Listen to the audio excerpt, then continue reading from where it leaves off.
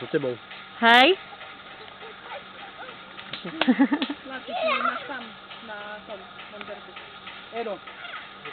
Vyhy rozvrnené, hej? Takí chlapiari bijú. Hej. A ti robia na tom. Tebe by netrebalo tam dosypať?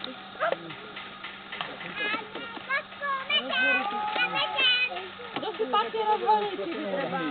Edo by potreboval k tomu grilu vysávať. Ale by mal späť chod, že by sa kúkalo. Ale nie, to dačo iné, treba na ňom a to len vedieť robiť. Ti hovorím, chodili sme ku Pedrovi, chodilo nás veľká partia a robilo, stíhalo sa. No.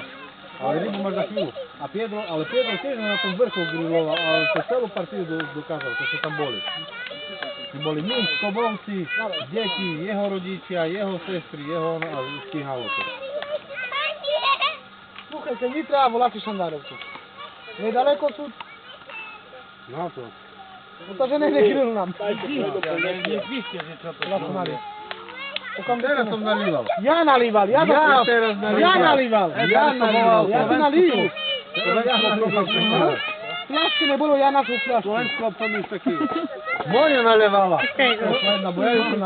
Моня уж наливала пред Кувайтом нападени.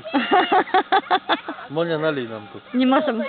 Helena nalej nám tu. Ja nie chcę. Punga nalej nám. Robím onen. No! No ale vidíš. Kika.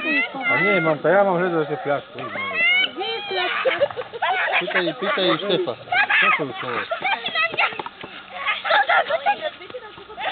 Tu ste 5 litrov vypili? Vôbec to nejde. Ale ide to.